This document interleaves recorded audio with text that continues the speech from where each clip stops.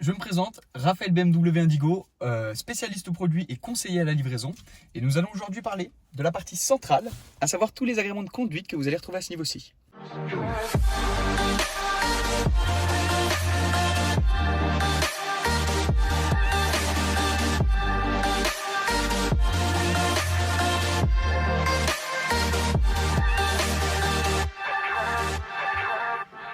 Vous allez retrouver dans un premier temps tout au-dessus de quoi déconnecter l'ESP, du moins le rendre plus permissif.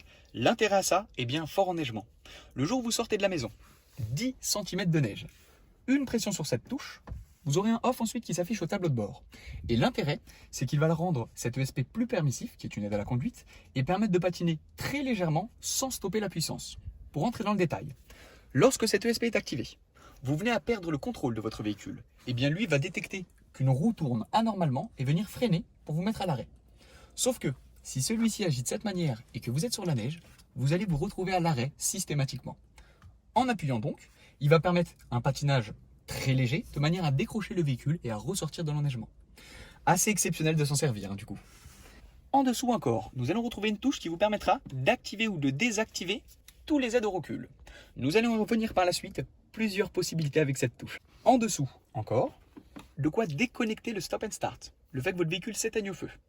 Une pression sur cette touche, vous avez un voyant orange qui s'allume, le véhicule ne s'éteindra plus au feu pendant tout le trajet. A savoir que lorsque vous éteindrez votre véhicule, celui-ci se remettra en fonction systématiquement. Donc si c'est quelque chose que vous n'aimez pas, désactivez-le à chaque fois que vous démarrez votre véhicule. La touche Start, que vous allez d'ailleurs rechercher à ce niveau-ci pour les anciens BMW, désormais à ce niveau. Et en dessous, vos modes de conduite. 3 sur ce véhicule, confort qui est le mode classique sur lequel vous démarrerez systématiquement, un mode EcoPro lui à privilégier en ville, celui-ci vous permettra d'économiser le carburant. Et pour ce faire, limitation de vitesse de 130 km/h, que vous pouvez bien entendu désactiver. Un mode roue libre en descente, ce qui veut dire qu'il va dissocier la boîte du volant moteur, ce qui vous permettra de faire également des économies, et tout ce qui est chauffage et climatisation du véhicule radouci, ce qui vous permet donc de faire des économies. Vous pouvez, comme on le disait, désactiver ces aides, mais vous allez moins économiser. Gardez tout ça en fonction pour que ça ait vocation à économiser du carburant. À l'opposé complètement, un mode sport, lui, va venir agir sur plusieurs choses. La direction, le moteur et également les passages de rapport. Désormais, sur ce type de véhicule, vous avez la possibilité de paramétrer tout ça. Imaginons que sur le mode sport, vous souhaitiez conserver une direction souple, mais le reste, sur du sport, vous pouvez tout à fait le faire désormais. C'est vous qui allez pouvoir paramétrer ce mode sport selon votre convenance. Et pour finir, 2 freins à main sur ce véhicule. Un frein à main classique, vers le haut pour le serrer. Il est actuellement en fonction. Une pression vers le bas pour le desserrer cette fois-ci. Vous retrouverez également le Auto H. C'est un frein à main automatique, le Auto Hold. L'intérêt, en appuyant sur cette touche, vous avez un voyant vert qui se met en fonction.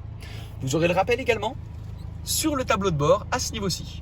L'intérêt, c'est que vous allez pouvoir vous mettre en position drive, relâcher ensuite le frein, le véhicule ne bougera pas. Et c'est uniquement lorsque vous allez solliciter l'accélérateur que celui-ci va décrocher. Même principe sur le reverse, la marche arrière. Vous pouvez tout à fait relâcher le frein, ça ne bouge pas tant que vous ne sollicitez pas l'accélérateur. Et également, lorsque vous allez relâcher ce frein et que vous serez maintenu à l'arrêt, les feux stop resteront allumés tant que vous n'avez pas sollicité votre accélérateur.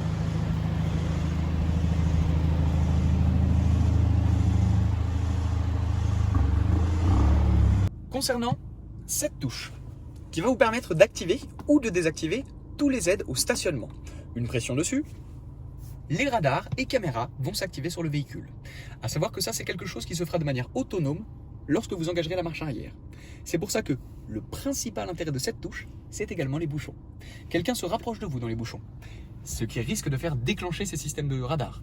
Si c'est quelque chose qui vous agace, une simple pression sur cette touche de manière à le déconnecter. Il suffit ensuite que vous fassiez quelques mètres et qu'il y ait un réel besoin, les radars vont se réengager bien entendu. Vous retrouverez également sur la partie droite plusieurs possibilités. Le Park Assist, ce système de stationnement autonome. À partir du moment où vous allez appuyer sur cette touche et que cette case sera cochée, le système de stationnement est en fonction. Il ne vous reste plus qu'à dépasser des places et c'est lui qui va tout vous signaler. On va le faire ensemble. Hop.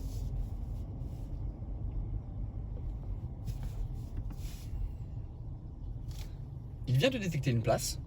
Il va simplement me demander de sélectionner la place en question. Je clique dessus. Il m'engage le clignotant et également la marche arrière. À partir de ce moment-là, je touche le frein uniquement en cas d'urgence. Le véhicule va aller gérer et reculer pour venir stationner mon véhicule.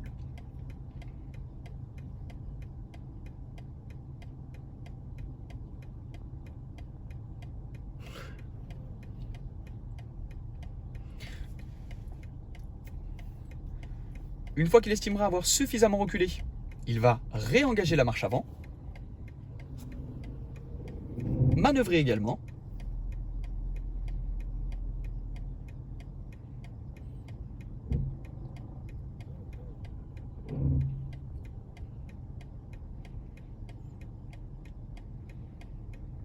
et lorsqu'il estimera avoir suffisamment reculé, m'engager la position P également. Donc il va reculer au maximum, et lorsqu'il estimera être stationné, vous engage la position P, arrêt, véhicule immobilisé. Vous pouvez éteindre et quitter le véhicule. Également, l'assistant au recul. Celui-ci va mémoriser systématiquement vos 50 derniers mètres en dessous des 30 km/h. Pour le faire, je vais simplement sortir de mon stationnement et donc effectuer une cinquantaine de mètres. Je n'hésite pas à aller chercher les extérieurs sur mon volant pour mettre entre guillemets à défaut mon véhicule et voir si justement il va rester fidèle au tracé qu'on vient de faire. On va simplement se stationner, engager la marche arrière. À partir de ce moment-là, on va cliquer sur l'assistant au recul qui lui a mémorisé 41 mètres actuellement. Vous allez simplement relâcher le frein. Si toutefois vous aviez serré le frein automatique, il faudra solliciter légèrement votre accélérateur et à partir de ce moment-là, c'est votre véhicule qui va aller gérer et qui va venir retransmettre exactement les mêmes mouvements que vous aviez mis dans le volant. Vous n'hésitez pas, si vous vous rendez compte que le véhicule recule trop vite, à venir freiner. Lui, il lui reste actuellement une vingtaine de mètres de mémorisé et il va aller jusqu'à me restationner. Hop. Lorsque nous arrivons en butée, c'est à vous de venir freiner. Ce qui veut dire que soyez vigilant au nombre de mètres qu'il va vous rester. Arrivé à 0, c'est à vous de venir freiner votre véhicule. Fin de parcours bientôt atteint, il vous prévient. Il nous reste actuellement 50 cm. Nous arrivons en butée, je freine mon véhicule. Position P, nous sommes actuellement stationnés. Également sur ce type de boîte, on va regarder et décomposer ensemble son fonctionnement. Dans un premier temps, pour pouvoir démarrer, pied sur le frein, une pression sur la touche Start. Vous aurez systématiquement le rappel de la prochaine échéance à effectuer sur le véhicule, la position de conduite sur laquelle vous êtes et également le rapport. Donc nous sommes en position P, le parking. À chaque fois que vous souhaitez vous stationner, vous vous remettez sur cette position-ci et vous serez matérialisé à ce niveau. Pour pouvoir déverrouiller votre boîte et justement changer de rapport, deux conditions à réunir. Le pied sur le frein et vous avez également une gâchette sur la gauche, le unlock, à presser de manière à déverrouiller la boîte. Les deux en simultané, je presse, je redescends vers le bas, position drive, marche avant. Nous avons également toujours le rappel au tableau de bord et actuellement, le frein à main automatique est serré, je relâche, ça ne bougera pas. Donc je ne sollicite pas mon accélérateur. A l'inverse, je souhaite engager la marche arrière, eh bien je presse mon frein, je represse une fois de plus le unlock et je pousse complètement vers le haut. Reverse, radar et caméra se mettent en fonction à ce moment-là. Position intermédiaire, le neutre. C'est l'équivalence du point mort. Je retourne sur la position drive, la marche avant. Sur la gauche, une position sport et manuel. Pour ce faire, vous poussez simplement du côté gauche. Vous n'avez pas besoin de presser la gâchette, vous poussez simplement. Vous passerez dans un premier temps en S, sport, automatique. Vous avez donc le chiffre du rapport également sur la droite. Sport, premier rapport. Mais c'est toujours en automatisme. Si vous souhaitez passer ensuite à du manuel, lorsque vous êtes en S, une pression effectuée, qu'elle soit en avant ou en arrière, peu importe. Vous passerez à ce moment-là sur du manuel. Et là, plusieurs possibilités, soit depuis la boîte, un moins vers l'avant et un plus vers l'arrière. tant que je vais pousser en arrière, je vais augmenter mes rapports. Nous sommes donc sur une boîte 8. À l'opposé, je pousse vers l'avant de manière à rétrograder. Une deuxième possibilité, du moins sur ce type de véhicule, les palettes au volant. À la seule différence que les palettes au volant, vous avez donc celle de gauche qui permet de rétrograder et celle de droite d'augmenter les rapports. Chose que vous pouvez faire lorsque vous êtes en drive. Vous êtes en drive, vous pouvez agir directement sur les palettes, vous allez passer vous-même les rapports. Pour repasser sur du drive, vous pressez quelques secondes la palette, vous repasserez à ce moment-là en position automatique. Et pour vous stationner, position P. Vous pouvez d'ailleurs, depuis une position sport ou manuel, rappuyer sur le P, il replacera votre boîte à ce moment-là, vous pouvez tout relâcher ensuite. Le deuxième intérêt à passer sur cette position manuelle, c'est pour la montagne. L'intérêt, c'est que vous allez pouvoir agir et jouer vous-même avec les rapports, avec les palettes, de manière à faire jouer votre frein moteur et ne pas trop solliciter vos plaquettes de frein. Vous arrivez dans une descente. Si vous êtes en drive, votre véhicule aura tendance à passer rapidement les rapports et vous-même à beaucoup freiner. Pour éviter ça et ne pas trop solliciter vos plaquettes de frein, vous pouvez agir avec les palettes de manière à faire jouer le frein moteur. Une fois que vous êtes en bas de votre descente et que vous n'avez plus besoin de ce frein moteur, comme on le disait, vous pressez quelques secondes la palette, vous repasserez à ce moment-là en position drive. Nous nous retrouvons de nouveau, cette fois-ci dans un X6 30D M Sport qui fait donc 265 chevaux.